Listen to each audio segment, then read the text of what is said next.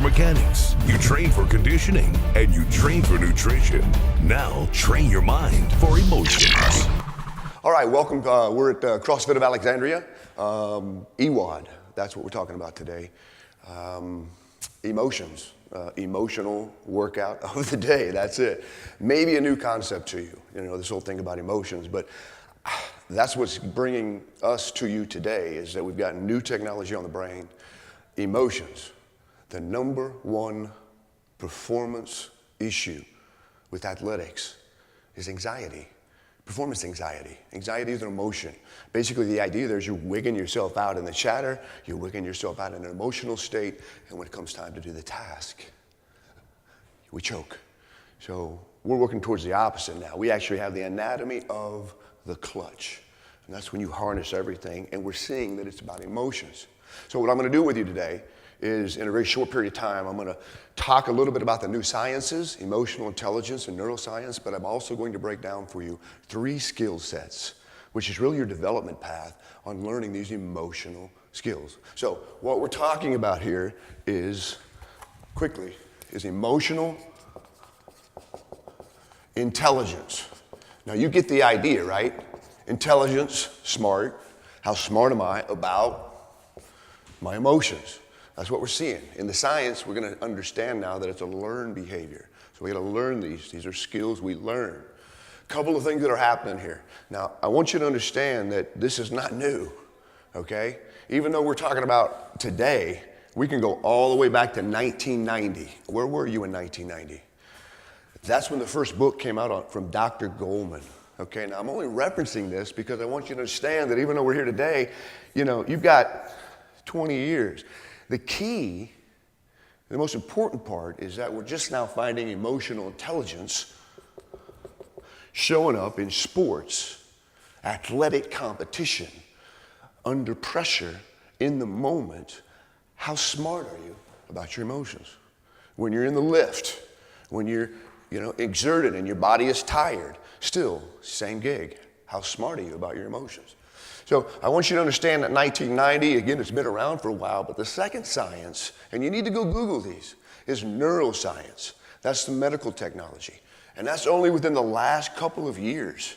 And that's why we're here talking to you today about how important emotions are in your workout, that you have a new level of awareness. And actually, that's the first skill. The first skill. When we talk about emotional intelligence, we're going to talk about skills that you've got to develop. The first and foremost is awareness.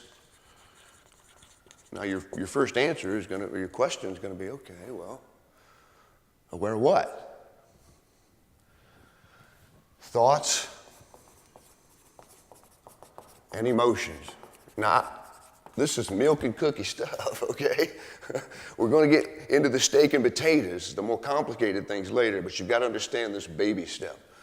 We're going to talk about awareness, and when we talk about awareness, when I'm training you, when you're at a task, when you're in a workout, when you're under pressure, I'm going to teach you to develop the skill to be aware. And you say, well, aware of what? 2 separate agendas. All right? This is your development plan. After awareness, you need to understand the next is regulation. You say, well, okay, we're regulating what? Regulating thoughts and regulating emotions. I will suggest to you, you pick a top performer in your field, in your competition, and what you're going to find is that individual being able to regulate what's going on in their chatter, in their thoughts, to the point where the emotional state is right at peak, so that when the body engages the task, you've got what we call optimal performance. And that's what we're trying to get within you, all right? So here's what we've got. Again, your skill sets. How smart are you about your emotions? You will learn awareness to your thoughts and emotions. You will learn regulation. And the third is motivation. And I've got to tell you, I'm going to step off on a sidebar here. You know how many people are getting it wrong?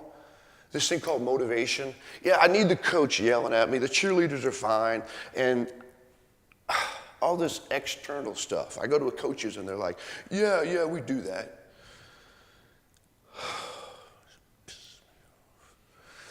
You're failing them. If you're a coach and you're not teaching or learning yourself how to self-motivate by regulating, being aware and regulating your thoughts and emotions to the point where you learn to motivate yourself, then you're failing. You're failing the people that follow you, you're failing the kids, you're failing the student athletes, you're failing the team. You've got to teach the skill sets. We now understand it to the point where we can be aware, regulate, and that's why it's third, it's the hardest. But that's your development path. That's why we're going to start working out every day on emotions. That's your emotional workout of the day. Now what we need to do is go on out and catch somebody in the act of working out, and we're going to talk about what kind of inventory, what kind of framework we're going to establish now so that we can look at the mind, the emotion, and we see the body. Let's go on outside.